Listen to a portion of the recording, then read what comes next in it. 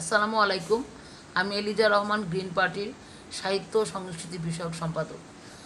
আজকে আমি আপনাদের সাথে একটি বিষয় আলোচনা করব, সেটা হচ্ছে অপসংস্কৃতি। আসলে কোনো মতেই অপসংস্কৃতি চর্চা করা যাবে না। আপনারা জানেন অপসংস্কৃতি সন্ত্রাসবাদ এবং অশ্লীলতা জন্ম দেয়, এবং সেখান থেকে আরও জন্ম নেয় নৈরাজ্য, সামাজিক অস্থিরতা।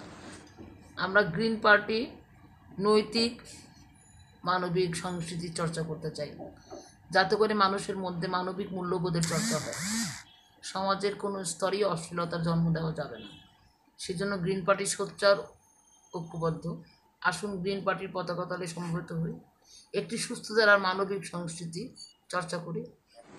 আরেকটি বিষয় আপনাদের শেয়ার করছি আপনাদের সাথে, সেটা হচ্ছে যে বর্তমানে যে একটা মব জাস্টিস শুরু হয়েছে, তো সেটা মানে এত ব্যাপক আকারে ছড়িয়ে পড়েছে, যেটা আমাদের রাজনীতিতে, আমাদের সামাজিক জীবনে, আমাদের মানে একটা এমন একটা পরিস্থিতি, ভীতিকর পরিস্থিতি তৈরি করছে, যেখানে কেউ চিকিৎসা নিতে যাবে সেখানেও আপনার বিভিন্ন ধরনের মানুষ হয়রানির শিকার হচ্ছে।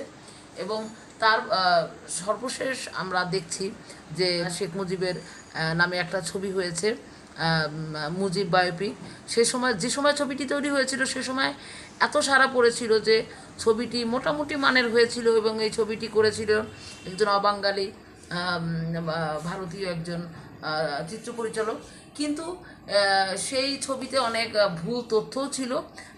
ভুল তথ্যের মধ্যে একটি হচ্ছে, শেখ মুজিবুর রহমান যখন 10ই জানুয়ারি স্বদেশ প্রত্যাবর্তন দিবস তার ছিল, সে সময় যখন সে আসছে, তখন তাকে মৌলানা আব্দুল হামিদ খান ভাসানী তাকে ফুল দিয়ে সংবর্ধনা দিচ্ছে।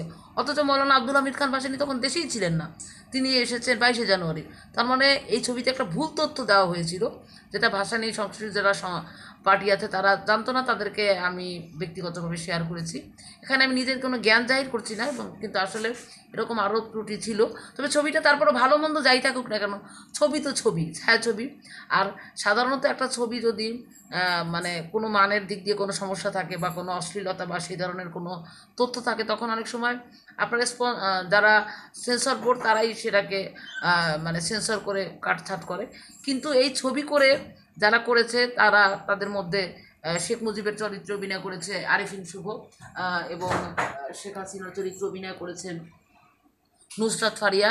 এবং সবচেয়ে আশ্চর্যজনক বিষয় হচ্ছে, আমার নিজেরও ব্যক্তিগতভাবে প্রিয়, আমি সেই কারণেই মানে জিনিসটা আমার কাছে বলতেও কষ্ট লাগে, আমাদের যে এখন মাননীয় উপদেষ্টা মোস্তফা সরোয়ার ফারুকীর ওয়াইফ, ওনাকে, ওনার ওয়াইফকে মানে মোটামুটি যে মানেরই অভিনেত্রী মানুষ মনে করুক না কেন, আমি মনে করি যে সে প্রথম থেকেই যখন অভিনয় মানে জগতে এসেছে শিশু শিল্পী পার হয়ে, সে একজন প্রতিশ্রুতিশীল অভিনেত্রী। এবং আমাদের দেশে মানে এরকম অভিনেত্রী আমাদের দেশে খুবই কম। সুবর্ণা মোস্তফা বা ফেরদৌসী মজুমদার বা এরকম কয়েকজনের মধ্যেই আমি মনে করি যে সে তার পরপরই সে তার নিজের জায়গাটা নারী চরিত্রে সে নিয়ে নিচ্ছে। কিন্তু সেখানে সে বহাল তবিয়তে আছে। আমার মতে কারোর উপরই হয়রানি করা উচিত না। কিন্তু যে নুসরাত ফারিয়া শেখ হাসিনার চরিত্রে অভিনয় করেছে, সে কোনো রাজনীতির সাথে জড়িত না, যেহেতু আমরা রাজনীতি করি সে কারণে জানি। এবং সে এমন কোনো ব্যাপারে সে জড়িত না, এবং সে ব্যক্তি হিসেবেও সে ভালো একজন মানে মানুষ, এবং তার অন্যান্য কোনো ধরনের কোনো মানে নৈতিকতা বিবর্তিত বা কোনো ধরনের তার বিষয়ে কোনো মানে কথা কেউ কেউ বলেনি কখনো। কিন্তু এবং সবচেয়ে বড় কথা যে তার যারা সমসাময়িক যারা অনেক অভিনেতা অভিনেত্রী, তারাও অনেকে দিয়ে একজন ফেসবুকে সাহস করে তার গ্রেপ্তারের ব্যাপারে প্রতিবাদ জানিয়েছে। তবে শুনছি যে হয়তোবা তার জামিন হয়ে যেতে পারে, কিন্তু তারপরও আমার মতে তাকে কেন গ্রেপ্তার করা হবে? আমি তিশার কথা এই কারণেই বলছি যে তিশাকে তো কোনোভাবেই কখনো মানে কোনো পরিস্থিতিতে, যেহেতু সে মোস্তফা সরোয়ার ফারুকীর ওয়াইফ, তাকে গ্রেপ্তার করবে না। তো গ্রেপ্তারের বিষয়টাই বা কেন হবে? তাকে কেন মানে কোনো ধরনের হয়রানি করাটাই বা কেন হবে? খালি আমি এই বিষয়ে আর একটা কথা বলছি, যেমন শিল্পকলা একাডেমির মহাপরিচালকরা যেমন সাথে সাথে লিয়াকত আলী লাখি তাকে বিভিন্ন তার দুর্নীতি ধরা পড়েছে, তার পরিচালক পর্ষদে যারা ছিল তাদেরকে তারা এক কথা বাদ দিয়ে দিয়েছে। এবং হ্যাঁ, তাদেরকে বলা হচ্ছে চুক্তিভিত্তিক নিয়োগ, কিন্তু কাউকে কাউকে অপমান করে বের করে দেওয়া হচ্ছে। তার মধ্যে একজন অভিনেত্রী ছিল জ্যোতিকা জ্যোতি, যিনি অনেক নাটক এবং সিনেমায় অভিনয় করে, এবং তাকে মানে মানে খুবই কি বলবো এটাকে, আমি এটার জন্যই কথাটা, এই প্রসঙ্গে কথাটা আনছি যে তার নাকি শাড়ি খুলে ফেলে ফেলে ফেলে দিয়েছিল, এবং সে বিভিন্ন মিডিয়ার সামনে এসে বলছিল যে আমি সনাতন ধর্ম অবলম্বী দেখে আমার সাথে এই ধরনের করা হচ্ছে।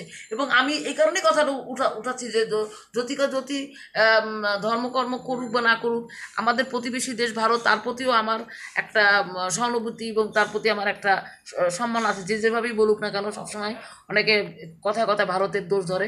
ভারত একটা বড় দেশ, তার দোষ ধরার মতো হ্যাঁ দোষ থাকতেই পারে।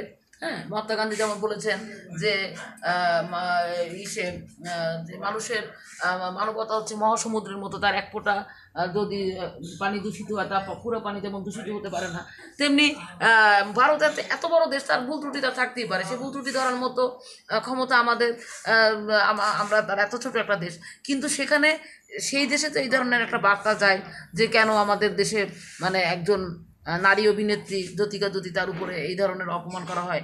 এবং আমি এই কারণেই কথাটা বলছি যে নুসরাত ফারিয়াকে ধরা হয়েছে, আমরা তেমন কোনো গুরুত্বপূর্ণ মানুষ না, তারপরও যেহেতু গ্রিন পার্টির সাহিত্য সংস্কৃতি বিষয়ক সম্পাদক বা নিজের রাজনীতি করি সচেতন, এবং একজন নারী হিসেবে বলবো, দ্ব্যর্থহীন কণ্ঠে বলবো যে তিশা বা যেই হোক, কাউকে জানি আর কোনো ধরনের, এবং নুসরাত ফারিয়াকে সসম্মানে ছেড়ে দেওয়া হোক। এবং আমি আর কোনো দিনই কখনো লাইভে আমি এভাবে কথা বলিনি, নারী হিসেবের জন্য না, আমার কথা হচ্ছে যে তার আসলে কোনো দোষই ছিল না। একজন নির্দোষ মানুষকে যদি এভাবে বারবার করে এই ধরনের ঘটনা ঘটে, তখন কিন্তু এ ধরনের একটা কালচার বাংলাদেশে চালু হয়ে যাবে।